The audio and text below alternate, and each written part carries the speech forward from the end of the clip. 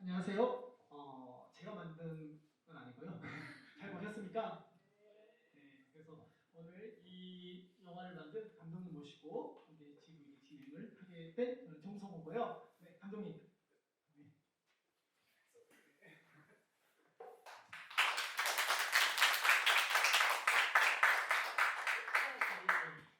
네, 안녕하세요. 나는 조사사입니다. 만든 김철민입니다. 반갑습니다.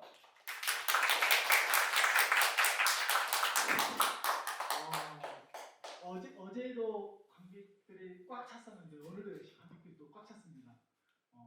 제가 뭐 이거는 그냥 영화 상관은 사담이지만은 작년에도 코로나 위기가 있어가지고 관객들이 많이 올까 했는데 작년에도 좀 그래도 재작년보다도 더 관객들이 많았는데 이번에는 정말 관객들이 매 시간 타임 거의 잣을 가득 메워줘가지고 너무 좀 기쁜 그런 영화제를 지금 하고 있는 것 같습니다. 당연히 아유 네. 저희는 오늘 아까 만나가지고 네. 또 얘기도 나누고 상담도 하고 그랬는데 일단 뭐 목포에 오늘 찾아오신 가족분들한테 네. 우선 이렇게 제가 목포 이도선 영화제 폐막작으로 상영돼서 너무 영광스럽고요. 감사드립니다. 해주셨는데 너무 감사드리고 또 오늘 이렇게 영화 보러 와주신 관객분들도 정말 감사드리고 제가 이 영화를 작년에 만들었는데 코로나 상황 때문에 좀처럼 이렇게 상영이 쉽지는 않았었는데요. 또 이렇게 뭐 지역에 있는 영화제들이나 또 곳곳에서 이제 공동체 상영으로 그래도 참 상영을 이어오고 있었으면 오늘 이렇게 폐막작으로 상영되니까 너무 기쁘고 감사하고 그런 마음입니다. 네. 저희가 감사드립니다. 국도유선 독립영화제는 아마 여러분들 알고 계시는 분들은 있겠지만은 국도유선이 혹시 어디에서 어디까지 연결되는 도로인지 아시는 분이 있을까요? 다 아시겠죠? 네. 목포에서 그렇죠. 신의주까지. 목포에서 신의가 연결되는 도로이고 그런 어떤 평화와 통일에 대한 어떤 마음들을 좀 용어하는 그런 영화제에서 시작을 했습니다. 그래서 해마다 개폐막 중에 개막작이든 폐막작은 통일과 관련된 그런 영화들로 저희가 채워가고 있습니다. 그런 과정 속에서 이 김철 감독님의 영화를 보고 이 이야기를 가지고 좀 이야기했으면 좋겠다. 저희가 폐막작으로 결정을 하고 이렇게 관객분들 만나야 되는데 이 영화가 또 다행이지만 그래도 12월 달 초에 또 개봉이 결정이 됐습니다. 개봉이 또 결정이 되어가지고 아마 영화관에서 또 스크린 통해서 다시 한번 관객들을 만날 기회들이 있어서 오늘 보신 여기 계신 분들이 좀 많이 좀 저희 영화관에서 개봉하거든요. 그때 했을 때 좀 많은 관객들이 이 영화를 좀 볼 수 있게끔 좀 이야기를 해주시면 감사할 것 같습니다. 네, 감사합니다. 여기서 개봉할 수 있나요? 네. 저는 이제 뭐 다른 어떤 여기 이제 영화를 보신 분들 알겠지만 제가 아까 잠깐 사담을 물어봤어요. 혹시 북한 저도 한번 가보고 싶은데 혹시 몇 번 가봤는가? 근데 말씀해 주시더라고요. 근데 실상 저는 정말 우리가 접할 수 있는 어떤 북한의 모습, 그것들을 언론을 통해서만 이제 마주하고 있다 보니까 실상 어떤 북한의 모습은 솔직히 잘 모르거든요. 근데 실제 감독님은 갔다 오셨더라고요. 그것도 몇 번 갔다 오셨더라고요. 네, 제가 평양은 2번을 갔다 왔고 그때 이제 평양 갔을 때 묘양산이라고 해서 평양에서 한 2시간 거리 그리고 또 2~3시간 거리에 이제 그 지하자원이 많이 매장돼 있잖아요, 북한에. 그곳에 이제 좀 촬영을 가는 기회가 있어서 그때 갔었고 또 금강산 관광이 예전에는 자유롭게 있었잖아요. 그때는 또 영화에서 나온 행사 촬영팀 이런 식으로 해서 7~8번 정도는 다녀온 것 같습니다. 네. 사실 금강산은 어떻게 보면 우리가 관광을 할 수 있었던 이제 그런 어떤 상황이어가지고 가는 데 있어서 그나마 좀 이렇게 뭐 그러는데 평양 같은 경우는 쉽게 사실 갈 수가 없었을 텐데 어떤 이렇게 그러니까 한 번은 잠시 그때 평양에서 그 집단 체조 공연이라고 해서 수만 명이 이렇게 카드 섹션 하는 공연을 아리랑이랑 공연을 해서 남북 관계가 좋을 때 한국에서 이제 그 한 어느 기간 동안 관광객들이 올 수 있게 했었어요. 그래서 한 3천 명 정도가 서울에서 이제 직항기 타고 1시간 정도면 가거든요. 평양에서 이렇게 관광을 하고 2박 3일 코스, 1박 2일 코스 이렇게 있었고 한 번은 아까 이제 말했지만 남북관계 좋을 때 북의 지하자원을 한국의 이제 기업들이 좀 채굴하고 그런 협약을 하는 행사가 있어가지고 그 협약식 촬영을 갑자기 해달라 그래가지고 이제 가게 된 건데 너무 아쉬운 건 그때 그렇게 잘 됐으면 경제적으로 정말 큰 가치가 있었는데 바로 정권이 바뀌면서 그때 했었던 약속들이 다 취소가 되는 일이 있었어요. 만약에 됐었으면 뭐 제가 또 한번 여러 번 갈 수 있는 기회도 있었을 텐데 그 이후로 이제 막혀가지고 이명박 대통령 들어섰을 때부터는 갈 수가 없었고 최근에는 이제 뭐 제해동포들 중에는 평양을 갔다 오시는 분들이 있어서 이제 그분들을 통해서 북한 소식도 듣고 뭐 사진이나 영상도 보고 한데 제가 갔을 때랑은 너무 많이 달라져가지고 제가 갔을 때는 그래도 2008년, 9년 뭐 이때쯤이었는데 그때하고는 사진만 봐도 너무 많이 달라졌더라고요. 그래서 누가 이제 그 평양 사진을 보여주면서 여기가 어디냐고 물어보면 홍콩 아니에요? 뭐 이런 식의 얘기를 하는데 평양의 그런 야경이나 이런 게 그럴 정도로 바뀌었다라는 얘기를 들어서 빨리 또 가보고 싶습니다. 이제 이야기 쭉 하면서 어쨌든 이 영화 나는 조선 사람입니다. 어떻게 보면 이제 우리 일본에 지금 살고 있는 제도포의 어떤 이야기들을 쭉 담아내는 이야기고 그 과정 속에서 일본에서 실제 어떤 겪는 어떤 이야기들 어떻게 보면 일본에서 어떤 차별이 인종의 어떤 차별이 될 수 있는 것이고 그리고 또 북한에 대한 어떤 멸시가 담겨져 있는 어떤 그런 모습들도 있을 것이고 다양하게 어떻게 존재하는 어떤 모습들이 현상들이 이제 이 영화 안에서 지금 보여주고 있는데 그런 어떤 이 감독님께서 이제 이 영화를 이제 만들게 된 어떤 계기도 그런 것들하고 좀 연결이 좀 되는 것 같아요. 그러니까 실제 일본 사회에서 살아가는 동포들의 어떤 이 모습들 그리고 거기에 또 관심을 갖게 되면서 또 그런 좀 계기들이 어떤 또 있었을 것 같은데. 네, 그 뭐 영화는 첫 장면이 아마 2005년, 그 2002년 금강산부터 시작하니까 그 시간 동안 제가 계속 이 영화를 찍겠다 이렇게 마음 먹었던 건 아니고 만나고 기록하면서 궁금했던 부분들을 이제 취재도 하고 사람들과 만나면서 어느 시점이 됐을 때 영화를 만들겠다는 생각을 했는데 제일 제가 두 가지 생각이 컸었던 것 같아요. 제일 조선인을 몰랐었던 부분, 제일동포들에 대해서 그냥 아주 가벼운 지식 정도만, 정보 정도만 있었지 이분들이 어떤 연유에서 어떤 역사적 배경에서 일본에 건너와서 지금까지 살아오고 왜 금강산에서 만났을 때처럼 치마 저고리를 입고 우리말을 부르고 통일을 염원하는지에 대해서 너무 몰랐었던 게 처음에 있었고 그래서 알고 싶었던 게 이제 마음이고 제주 선생님들 만나면서는 저는 스스로 제가 느끼는 거는 이제 사람이 어떻게 살아야 될까 이런 고민을 하면서 인간으로서 조성을 지킨다는 게 뭘까 이런 생각들을 하는데 제일동포들을 보면서 그런 생각들을 많이 했어요. 그래서 일본 사회의 차별이나 또 한국 정부에서도 그에 못지않게 제일동포들을 배제하고 외면하고 어떤 식으로는 희생을 시켰었는데 그런 속에서도 자신의 정체성을 지키려고 애쓰고 살아가는 모습이 정말 인간다움이다라는 생각을 저는 이제 했는데 그게 이제 영화에서 어떻게 표현됐을지는 또 관객분들이 좀 궁금하긴 합니다. 그래서 그런 이야기로 영화를 저한테 그런 감동을 주었던 동포들의 모습을 영화로 좀 만들고 싶었습니다. 네. 사실상 이 어떻게 보면 이제 오랜 기간 동안 이 다큐멘터리를 어떻게 보면 제작하는 어떤 과정 속에서 아까 말씀하신 것처럼 이 정권이 바뀌고 바뀜에 따라서 이게 뭔가 이 북한의 어떤 바라보는 어떤 시선이나 거기 어떤 우리가 참여할 수 있는 어떤 그런 환경들이 굉장히 큰 변화들이 굉장히 물론 잘 이제 우리가 보통 그냥 살아가면 잘 겪지는 못하겠지만은 그분들한테도 아니면 그걸 계속해서 기록하고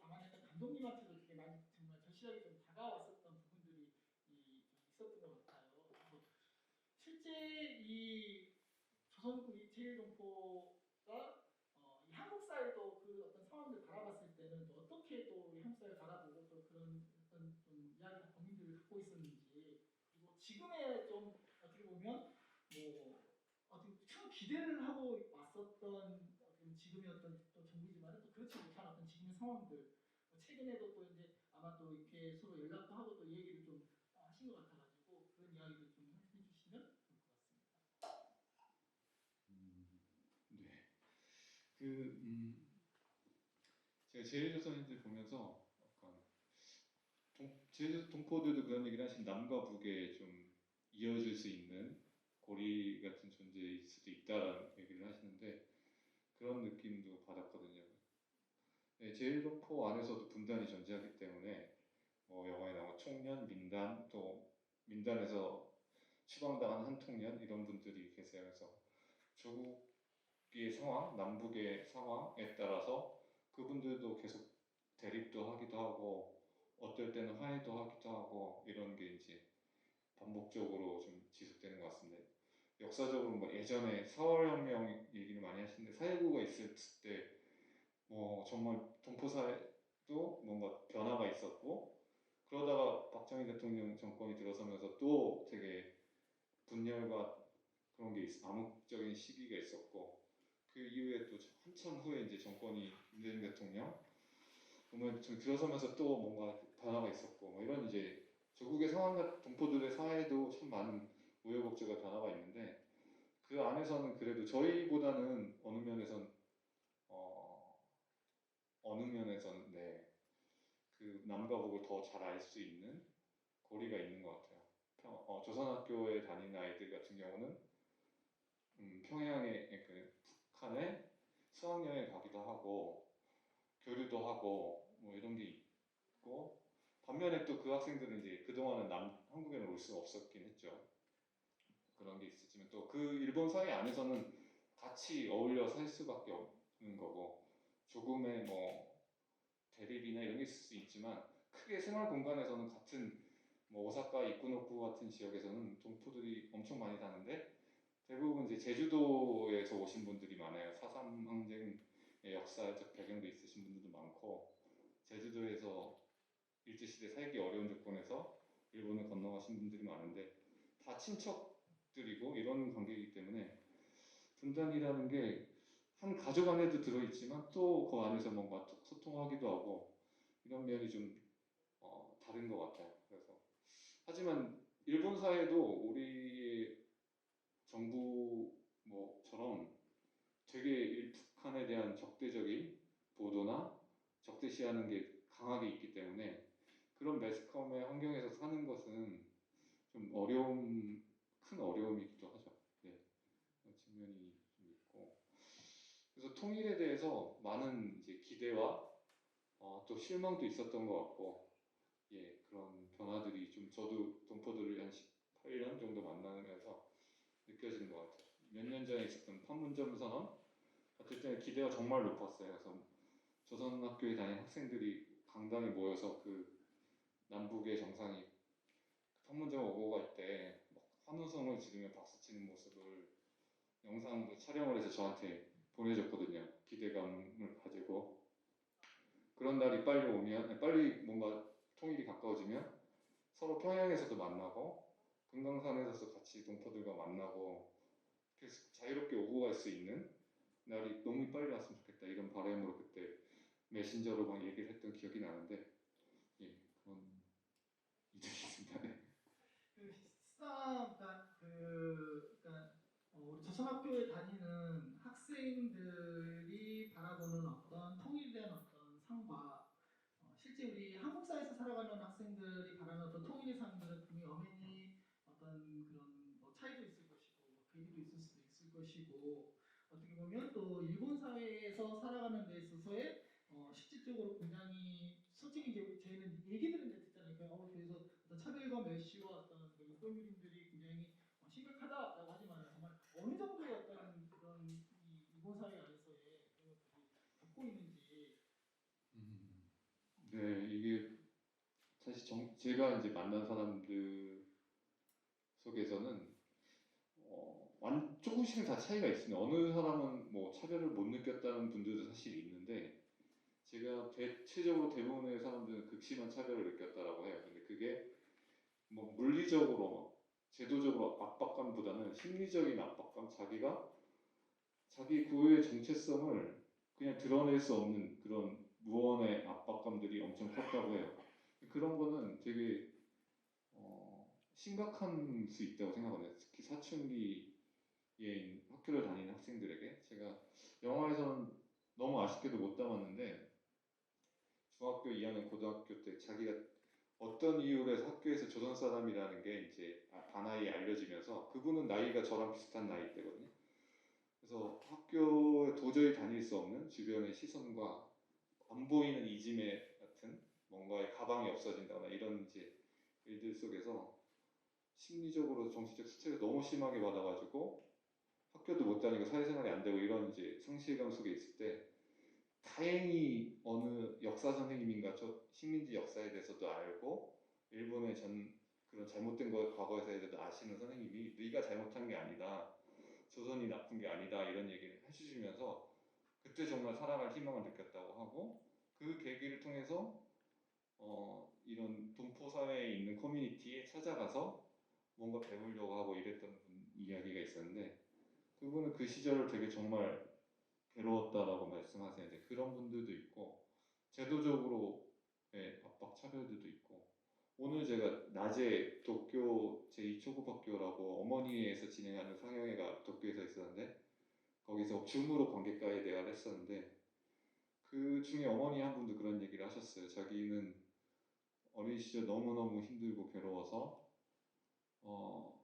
정말 그 자살이든 뭐 이런 극단적인 고민까지 하셨었는데 그분도 이런 비슷한 어떤 연유에서 동포 사회를 만나게 되면서 그걸 극복하고 지금은 이제 역사학자로서 한일과 과거에 있었던 식민지 지배 문제에 대해서 역사학자로 자료를 수집하면서 어마어마하게 많은 이제 좀 연구를 하시고 계신 것 같아요. 그래서 영화를 오늘 보시고 나중에 이제 일본에서 한번 만나서 그 작업 이야기를 해보자 이런 얘기도 하셨는데 그런 일들이 참 많은 것 같아요. 그런데 특히 그렇게 그냥 침묵 속에서 살아가시는 분들도 그렇지만 네, 네. 그 자기가 조선 사람이다라는 정체성을 드러내고 그렇게 살아가시는 분들한테는 노골적인 차별들이 있는 것 같아요. 그게 가장 심하게 나온 게 조선학교 차별이고 조선학교는 조선 사람으로 살아가겠다라는 그런 선언이고 그렇게 지향을 담은 학교인데 그렇기 때문에 유일하게 일본 사회에서 외국인 학교 모두에게 적용되는 무상화 정책에도 조선학교만 배제하고 그거는 단순히 돈 몇 푼의 문제가 아니라 일본 사회가 그 조선인에 대해서 어떻게 대응하고 어떻게 취급하느냐라는 문제이기 때문에 그냥 사회적 인식으로 이 사람들은 뭔가 불법한 사람, 뭔가 열등한 존재 이런 여론을 확산시키는 의미를 담고 있다고 생각하거든요. 되게 정치적인 의미이고 조선학교 차별 문제는 그런 의미에서 이 일본에서 계속해서 이 문제 가지고 투쟁하고 동포들이 힘겹게 10년 가까이 계속 매주 문부과학성, 뭐 도고사카 구청 이런 데 앞에서 시위를 합니다. 양심 있는 일본인 분들도 같이 함께 해주시는 분들이 많이 있어요. 이 문제가 그들도 인정하는 게 법적 근거가 없어요. 차별할 수 있는 법적 근거가 없는데 그냥 단순히 정치적입니다. 북한과 수교가 되지 않았고 북한은 적대하는 일본과 적대시하는 관계이기 때문이다. 결국은 이제 정치적으로 풀어야 되는데 북한과 일본과의 수교 문제는 저는 일본이 이렇게 조선인을 차별하는 문제는 제대로 된 식민지 지배 문제를 올바르게 청산하지 않았기 때문인데 한국 정부는 거기에 대해서 되게 비겁하게 청산했습니다. 박정희 대통령 때 한일협정을 굴욕적으로 맺으면서 그 문제를 그냥 넘어가 버렸는데 북한 정부는 일본과의 수교 문제에 있어서 그 문제를 되게 철저하게 짚고 넘어가려고 하는 문제가 있어요. 그래서 일본 입장에서는 되게 껄끄러운 상대인 거고 예, 언젠가는 이제 일본도 넘어가야 되죠. 네, 마무리하라고 하는데 제가 말이 길어서 죄송합니다. 딱 마무리하자 그래도 관객분 한 분의 어떤 질문 하나를 저희가 네.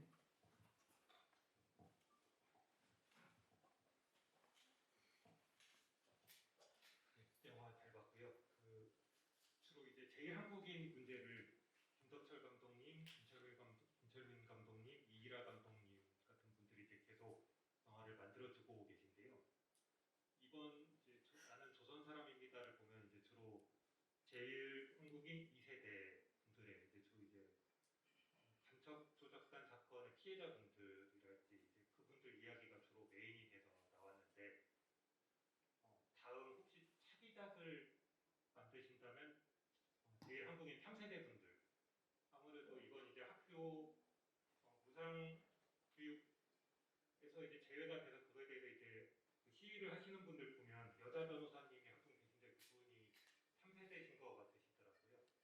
그래서 그런 3세대 분들에 대한 이야기가 궁금한데 혹시 그러한 이야기를 다음에 나가실 기획이 있으신지 여쭙고 싶습니다. 네네. 사실 이제 제가 세대별로 영화를 한 건 아니지만, 근데 꼭 1세 분들 이야기와 지금 그리고 1세, 2세 분들이 재정보의 정체성 문제에서 되게 중요한 문제라고 생각해서 이제 그 부분을 좀 다룬데, 제 2세 분들을 초점을 맞춘 건 아닌데 좀 간첩단 조작 사건 선생님들 이야기가 많이 관심이 가셨던 것 같기는 해요. 근데 저는 조선학교를 지켜가시는 분들, 그리고 일본 내에서 통일운동을 하시는 분들, 한국에 유학 갔다 간첩 조작 사건 피해자가 되신 분들 이야기, 그리고 지금 앞으로 일본 사회에 하는 학생들 뭐 이런 모습들을 이야기하고 싶었던 건 있거든요. 근데 3세, 4세와 1세, 2세와 정서적 차이는 분명히 있는 것 같아요. 저도 느끼는 건 1세, 2세 분들은 1세 분들은 더 강하게 귀향에 대한 고향으로 돌아갈 것에 대한 인식이 강하고, 조선인이라는 민족적 정체성, 민족이라는 그런 고유한 특성들이 더 강하게 있고, 2세 분들 역시 아버지의 부모님의 그런 영향을 받아서 일본에서 태어났지만 그런 영향이 강한데, 3세, 4세로 갈수록 그런 게 좀 다른 영역, 일본에서 계속 살아갈 고민이 있고, 일본 사회에서 조선인들의 인권 문제를 해결하는 데 관심이 있고, 그런 측면들이 있어서 좀 다른 다른 영역들이 있다고 생각해요. 그래서 저는 일본에서 봤을 때는 조선학교나 민족적 그런 커뮤니티에 갖지 못한 그런 기회를 찾지 못한 제일조선인들이 참 많은데, 그분들의 이야기를 좀 담아주는 건 어떻겠냐 이런 얘기도 있었는데 좀 중요한 문제라고 생각해요. 그분들이 겪는 어려움이나 그분들이 보내는 더 제가 생각하기 이상의 힘듦이 있다라고 하더라고요. 그래서 제가 기회가 된다면 그렇게 좀 다양한 제일조선인들의 세대별 그리고 계층별 고민들을 담고 싶은 마음이 있습니다. 네. 지금 만약에 제가 작업을 다시 한다고 한다면 국적에 대한 부분을 좀 파고 싶은데, 조선 국적이라는 게 북에서는 일본에서는 국적으로 인정하지는 않고 있고, 우리도 조선적이라는 게 그냥 기호로서 존재하는 거고, 북한을 지칭하는 게 아니고, 과거에 분단되기 전에 그걸 지칭한다는 기호의 의미로도 많이 해석하고 그렇게 얘기하는데, 실질적으로 조선이라는 게 그런 기호도 있지만 국적 아닌 국적의 의미도 갖고 있거든요. 실제 북한 국적을 취득하고 계신 분들도 조선적으로 유지하시는 분들이 있는데, 북한 사회에 대해서 저는 한국에서 저도 잘 모르는 건 사실인데 너무 북한에 대해 모르는 게 많이 있다고 생각해요. 우리가 정말 비이성적일 정도로 북한에 대해서 왜곡되고 잘 모르고 있는 게 많다고 생각되는데, 그래서 제일동포들을 통해서 북한 이야기를 해보고 싶고, 그 단순히 북한 문제가 아니라 이거는 되게 이데올로기뿐만 아니라 우리 지금의 되게 중요한 역사 청산의 문제이기도 해서 그런 좀 의미를 담고 얘기를 말이 너무 급하다 보니까 막 네. 저도 빨리 장피스 씨 공원 보고 싶어서 말 길게 하면 안 되는데. 같이 계셨잖아요, 장비수 씨. 네.